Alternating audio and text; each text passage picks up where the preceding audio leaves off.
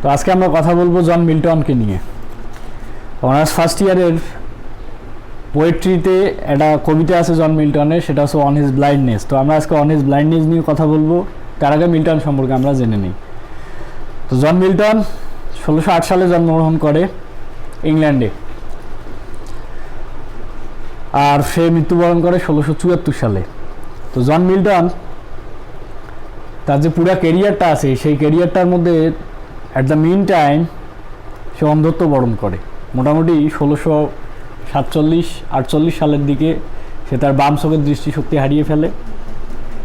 ডাক্তারের কাছে গেলে ডাক্তার তাকে বলে যে আপনি আসলে লেখালেখি আর একটু বই কম দেখবেন। তো জন মিল্টন ডাক্তারের কথা না শুনে বই আরও বেশি করে পড়া শুরু করছে, যার কারণে 1652 সালে হি বিক্যাম কমপ্লিটলি ব্লাইন্ড। সে 1652 সালে অন্ধত্ব বরণ করে এবং ওই সময় তার যে ওয়াইফ আছে 1652 সালে মৃত্যুবরণ করে, মেরি। তো যাই হোক, জন মিল্টনের জীবনটা একদম উত্থান আর পতনের জীবন। তার যে পুরো জীবনটা এটা একটা বৈপ্লবিক জীবন ছিল। একজন বিপ্লবী মানুষ ছিল জন মিল্টন। তো তোমরা জানো জন মিল্টন ছিল ঘোর পিউরিটান। তো কঠিন ধর্মপন্থী লোক ছিল জন মিল্টন। তো জন মিল্টনের সময় দেখা যাচ্ছে আমরা জন মিল্টনের যে বিখ্যাত কবিতাগুলো আছে, প্যারাডাইস লস্ট, প্যারাডাইস রিগেন, এগুলোতে আমরা দেখতে পাবো যে জন মিল্টন গণতন্ত্রকে কতটা সাপোর্ট করত। আর এই গণতন্ত্র প্রতিষ্ঠা করতে যে জন মিল্টন জীবনে অনেক কিছু হারাইছে। তো যাই হোক, আজকে আমরা তারই একটা কবিতা দেখব। তো এই কবিতাটায় সে যে অন্ধত্ব বরণ করছে, সে অন্ধত্ব বরণের একটা আক্ষেপ যে তার মনের মধ্যে আছে, এটা স্রষ্টাকে সে জানাইছে। তো কবিতাটা এটা একটা সনেট, এটা ইটালিয়ান সনেট। এই সনেটের দুইটা পার্ট থাকবে, একটা অক্টেভ পার্ট, একটা সেস্টেড পার্ট। অক্টেভে সে তার সমস্যাগুলোর কথা বলবে, সেস্টেডে সে তার সমস্যাগুলোর যে সমাধান আছে সেটা সম্পর্কে কথা বলবে। তো আমরা কবিতাটা শুরু করি। When I consider how my light is spend. When I consider, যখন আমি ভাবি, how my light is spend, কীভাবে আমার চোখের যে দৃষ্টিশক্তি আছে এটাকে আমি হারিয়ে ফেললাম। ইর half my days in this dark world and white. ইর হাফ মাই ডেজ, ইর শব্দের অর্থ হচ্ছে বিফোর।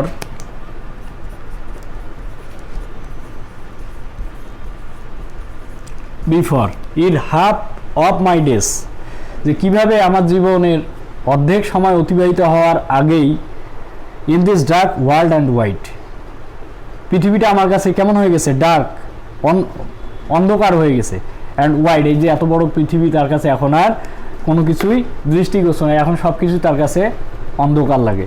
যে আমি যখন ভাবি এত বড় পৃথিবীতে সব কিছু দেখার জন্য আমার যে চোখ দুইটা, এটা কীভাবে নষ্ট হয়ে গেল আর আমি আমার দৃষ্টিশক্তি হারিয়ে ফেললাম। এটা কখন, তার অর্ধেক জীবন অতিবাহিত হওয়ার পূর্বেই। And that one talent which is height to death, which is death two height. তো বলা আছে অ্যান্ড ওয়ান ট্যালেন্ট, এবং একটা প্রতিভা আমার মাঝে থেকেই গেল, which is death two height, যেটা এখন কোথায়, মৃত্যু মুখে পতিত হয়ে গেছে।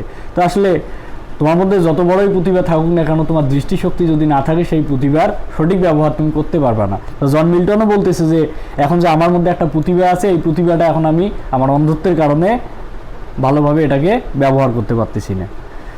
লস উইথ মি ইউজলেস, তো এই যে আমার প্রতিভাটা আমার সাথে বাস করতেছে, লস শব্দের অর্থ হচ্ছে বাস করা, উইথ মি ইউজলেস, এই প্রতিভা আমার মধ্যে আছে কিন্তু এটা এখন ব্যবহার নাই, ইউজলেস এটা। দো মাই সোল মোর বেন্ট, যদিও কি করে আমার যে আত্মাটা আছে, আমার আত্মাটা দৃঢ় প্রতিজ্ঞ যে আমি এইটা দিয়ে কি করব, স্রষ্টার ইবাদত করব বা স্রষ্টার স্তুতি গাইব। তো দেখি আমরা পরের লাইনে এটা বলা আছে, to serve therewith my maker. তো আমার মধ্যে যে ট্যালেন্টটা আছে, আমার হৃদয়টা দৃঢ় প্রতিজ্ঞ যে এই ট্যালেন্টটা আমি কি করব, টু সার্ভ, সেবা করব, দেয়ার উইথ মাই মেকার, কার সেবা করব, ঈশ্বরের সেবা করব বা স্রষ্টার সেবা করব। অ্যান্ড প্রেজেন্ট, এবং বর্তমানে মাই ট্রু অ্যাকাউন্ট, যদি আমার প্রতিভার সঠিক হিসাব নেওয়া হয়, লেস্ট হি রিটার্নিং চাইল্ড, তাহলে অবশ্যই লেস্ট হি রিটার্নিং চাইল্ড, অবশ্যই সে আমাকে ফেরত দিবে তিরস্কার। মানে কি, জন মিল্টনের এই যে কাব্যিক প্রতিভাটা আছে, এইটার প্রতিভার এখন ইউজলেস। এখন স্রষ্টা যদি আমাদেরকে কিছু দেয়, তাহলে অবশ্যই তার হিসাবটা আমাদেরকে দিতে হবে, যে আমি যে তোমাকে এই পাওয়ারটা দিলাম, এই পাওয়ার দিয়ে তুমি কি কি করলে, আমার জন্য তুমি কি করছো। তো স্রষ্টা যদি এই টাইপের হিসাব তার কাছে নেয়, তাহলে জন মিল্টন তিরস্কার পাবে স্রষ্টার কাছ থেকে, কারণ সেটা দিয়ে তেমন কিছুই করতে পারেনি। তো তারপরে সে বলতেছে doth God exact day labour light denied. এবার নিজেই নিজেকে প্রশ্ন করতেছে, ডট দ্যাট মিনস এখানে does God exact day labour light denied, যে স্রষ্টা কি আমার এটা সঠিক হিসাব আসলেই নেবেন? আই ফাউন্ডলি আক্স, আমাকে জিজ্ঞেস করি, বাট প্যাশেন্স টু প্রিভেন্ট, কিন্তু যখন আমি এই কথাবার্তাগুলো বলি আর নিজেই নিজেকে এভাবে প্রশ্ন করি, তখন ধৈর্য, আমার যে ধৈর্যটা আছে এটা আমাকে কী করে, প্রিভেন্ট করে, বাধা দেয়, নিষেধ করে। তো নিষেধ করার পর কী হলো আমরা পরের স্ট্যান্জায় দেখব, দ্যাট মারমার সুন রিপ্লাইস, ঠিক তাৎক্ষণিকের মধ্যেই তার ভেতর থেকে একটা উত্তর চলে আসে, অটোমেটিক একটা অ্যান্সার, যে god dot not need either man's work or his own gifts. বলা হচ্ছে গড, ডট বলতে ডাস, গড ডাজ নট নিড, গডের প্রয়োজন হয় না আইদার ম্যানস ওয়ার্ক, মানুষের কোনো কাজের, অর হিজ ওন গিফটস, অথবা তার নিজের কোনো কাজের বা পুরস্কারের কোনো দরকার হয় না। যে স্রষ্টা আমাদেরকে পৃথিবীতে পাঠাইছে, এর বিনিময়ে আমরা স্রষ্টাকে কী দেবো, আসলে এটা না।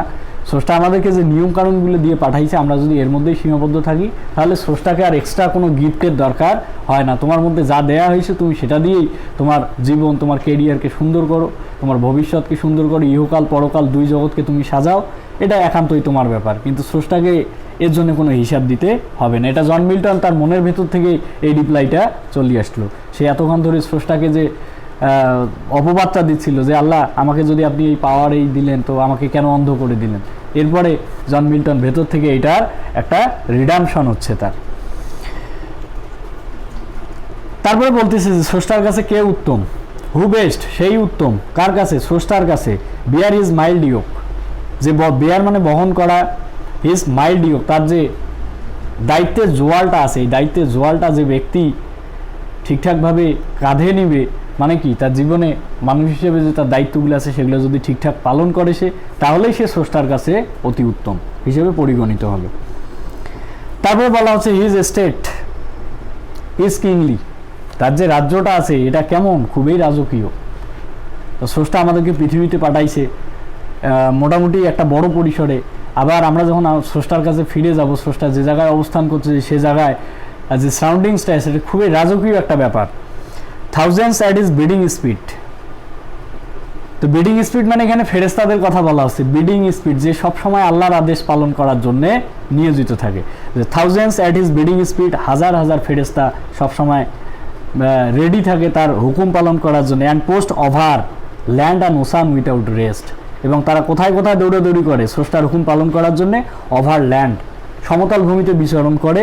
অ্যান্ড ওসান উইথাউট রেস্ট, যে সমতল ভূমি এবং সাগর সব কিছুর উপর দিয়ে তারা মানে একবারে অতি দ্রুত গতিতে স্রষ্টার আদেশ পালন করার জন্য ছুটাছুটি করে। অর্থাৎ মানুষের কোনো কাজের বা মানুষের কোনো অনুগ্রহের দরকার স্রষ্টার হয় না। They also serve who only stand and wait, এবং ফাইনালি মিল্টন যে কথাটা বলছে যে সেই স্রষ্টার সর্বোত্তম সেবা করে, যে কি করে সব ধরনের পরিস্থিতিতে ধৈর্য ধারণ করে এবং স্রষ্টার প্রতি ভরসা রাখে, সেই স্রষ্টার সর্বোত্তম ইবাদতকারী। তো যাই হোক, এই পুরা কবিতার মধ্যে এই ছিল মোটামুটি অন হিজ ব্লাইন্ডনেস। তো এখানে প্রথম যে 8 লাইন আছে সেখানে বলল যে আমার যে ট্যালেন্টটা আমার নিজের মধ্যে আছে, এটা ইউজলেস অবস্থায় আছে। তো যদি আসলে এই ট্যালেন্টটা দেওয়ারই ছিল, তাহলে আমার দৃষ্টিশক্তিটা কেন কেড়ে নেওয়া হলো? সে স্রষ্টাকে এভাবে ব্লেম করলো প্রথম অবস্থায়, এবং পরবর্তীতে সে যখন বুঝতে পারলো যে আসলে স্রষ্টার মানুষের কোনো কাজের বা মানুষের কোনো ইবাদত দরকার হয় না, সে যে রাজ্যের মধ্যে বসবাস করে সেই রাজ্যটা খুবই রাজকীয়, খুবই বড়। তো এই রাজ্যে তার হুকুম পালন করার জন্যে হাজার হাজার ফেরেশতা সবসময় দণ্ডায়মান আছে। তার একটা আদেশ পালন করার জন্যে সমতল ভূমি, সমুদ্র, সাগর, মহাসাগর এগুলো কিছুই দেখে না, তারা সবসময় রেডি থাকে তার হুকুমটা পালন করার জন্য। এবং ফাইনালি সে বলল যে আসলে সেই স্রষ্টার কাছে অতি উত্তম যে তার নিজের দায়িত্বগুলো ঠিকঠাকভাবে পালন করে। তো স্রষ্টা পৃথিবীতে পাঠাইছে আমাদেরকে কিছু দায়িত্ব দিয়ে, এই দায়িত্বগুলোর কথা বলা হচ্ছে যে এই দায়িত্বগুলো ঠিকঠাক পালন করে সেই স্রষ্টার কাছে প্রিয়।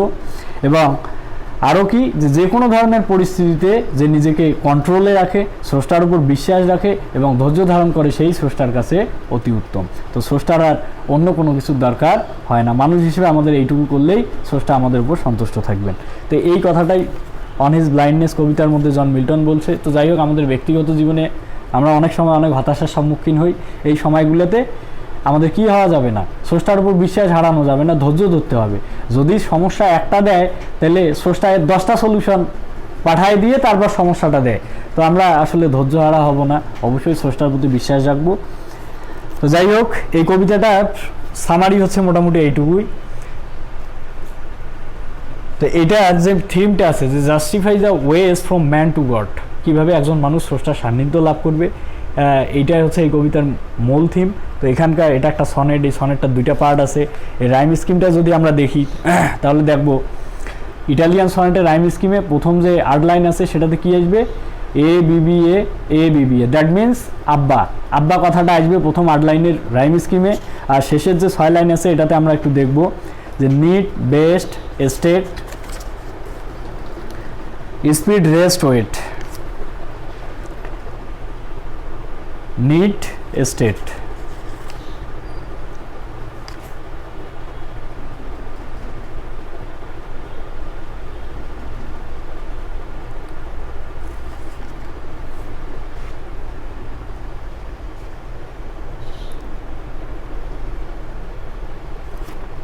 রাইম স্কিমটা আমরা একটু দেখি। শেষের 6 লাইনের শেষের ওয়ার্ডগুলো আমি লিখতেছি, নিট, তারপরে আছে বেস্ট,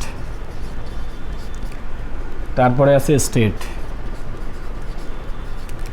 এই গেল 3 লাইনের শেষ যে ওয়ার্ডটা আছে। আর পরের 3 লাইনের শেষ ওয়ার্ড হচ্ছে স্পিড, স্পিড রেস্ট ওয়েট। তা আমরা দেখবো এর আগে আমরা 2 স্ট্যান্জার রাইম স্কিমে এইটা পাবো, এটা লেখার দরকার নাই, তোমরা রাইম স্কিম করে নিবে। প্রথম 8 লাইনে শেষে 6 লাইনেরটা দেখাচ্ছি তোমাদেরকে। এটা সি দাও, বেস্ট রেস্ট, বেস্ট রেস্ট, এখানে ডি দাও, সি ডি, এখানেও তোমরা ডি দাও। নিড স্পিড, এখানেও তোমরা সি দাও। স্টেট ওয়েট, এখানেও তোমরা সিডি, এখানে ই দাও, এখানে ই দাও। তাহলে সিডিই সিডিই, তাহলে এ বিবিএ এটা হচ্ছে অক্টেভ। আর এদিকে আসছে কি সিডিই এটা হচ্ছে সেস্টেট। তো এই অক্টেভের মধ্যে কথা বলা আছে প্রবলেম নিয়ে, আর এই সেস্টেটে কথা বলা আছে তার সলিউশন নিয়ে। এখানে স্রষ্টাকে ব্লেম করলো, পরে আবার জন মিল্টন নিজেকে কারেকশন করলো যে না, আসলে এসবের কোনো কিছুরই দরকার স্রষ্টার নেই। তো যাই হোক, এটা যদি আমরা দেখি এর স্ক্যানশন, তাহলে আইএমবিক পেন্টামিটার পাবো। তো স্ক্যানশনটা করার সময় অবশ্যই তোমরা প্রত্যেকটা লাইনকে সিলেবালি ভাগ করে নিবা, তারপর 2টা করে সিলেবাল নিয়ে একটা করে মিটার করবা, দেখবে যে 5টা করে মিটার পাওয়া যাবে। আর 5টা মিটার হলে তার নাম আমরা দেবো পেন্টামিটার, কারণ 5-5-এর রাসায়নিক নাম হচ্ছে পেন্টা, এই জন্যে পেন্টামিটার। আর এটা অবশ্যই আইএমবিক মিটার হবে, কারণ ওই যে 10টা সিলেবাল তোমরা পাবা, তার প্রথমটা আনস্ট্রেস করতে হবে, পরেরটা স্ট্রেস করতে হবে। আর যেটা স্ট্রেসের সমন্বয়ে যে মিটারটা গঠিত হয় এটাকে বলা হচ্ছে আইএমবিক মিটার। তো সর্বোপরি কবিতাটা আইএমবিক পেন্টামিটারে লেখা। তো এখানকার মুড টোন পজিশন যেগুলো আছে সেগুলো যে কোশ্চেনগুলো মোটামুটি রিডিং স্কিল বেসড যে কোশ্চেনগুলো, এগুলো তোমাদেরকে মেসেঞ্জারের যে গ্রুপটা আছে তোমাদের সেটাতে সেন্ড করা হবে, ওখান থেকে তোমরা কোশ্চেনগুলো পড়ে নিবে। আর পোয়েট্রির জন্য এখান থেকে কোশ্চেন যে how does consider on his blindness as a sonnet. On his blindness যে একটা সনেট, এটা তোমাদেরকে প্রুভ করতে হবে। এছাড়াও আরও কোশ্চেন আসে, how does Milton console himself, কীভাবে মিল্টন নিজেকে সান্ত্বনা দেয়। মোটামুটি এটা শর্ট আকারেও আসে, বড় আকারেও আসতে পারে। তো আমরা মোটামুটি সামারিটা যদি পড়ি তাহলে বুঝতে পারবো। আর সনেট প্রুভ করতে গেলে সনেটের কিছু বৈশিষ্ট্য আছে, যেগুলা সনেটের বৈশিষ্ট্যগুলো এখান থেকে যে বৈশিষ্ট্যগুলো আছে এগুলোর সঙ্গে অন হিজ ব্লাইন্ডনেস যে বৈশিষ্ট্যগুলো আছে এগুলোকে ম্যাচ করতে হবে। ম্যাচ করে যদি ম্যাচ করে তাহলে বলতে হবে যে ইট ইজ এ সনেট। যেমন সনেটের 14টা লাইন থাকবে, সনেট একটা লিরিক পোয়েম হবে। যদি ইটালিয়ান সনেট হয় এর 2টা পার্ট থাকবে, অক্টেভ সেস্টেট। তো এখানে আছে সনেটের রাইম স্কিম রাইম স্কিমটা দেওয়া লাগবে যে এ B B A A BBA CD CD এভাবে দিতে হবে, এটা আইএমবিক পেন্টামিটারে লেখা। এগুলো হচ্ছে মূলত সনেটের বৈশিষ্ট্য। তো এই বৈশিষ্ট্যগুলো অন হিজ ব্লাইন্ডনেসের মধ্যে আছে কি না এটা তোমাদেরকে ম্যাচ করায় দেখাইতে হবে। যদি ম্যাচ করে তাহলে শেষে লিখতে হবে যে on his blindness is a sonnet. তো ঠিক আছে, ধন্যবাদ সবাইকে, আজকে এই পর্যন্তই।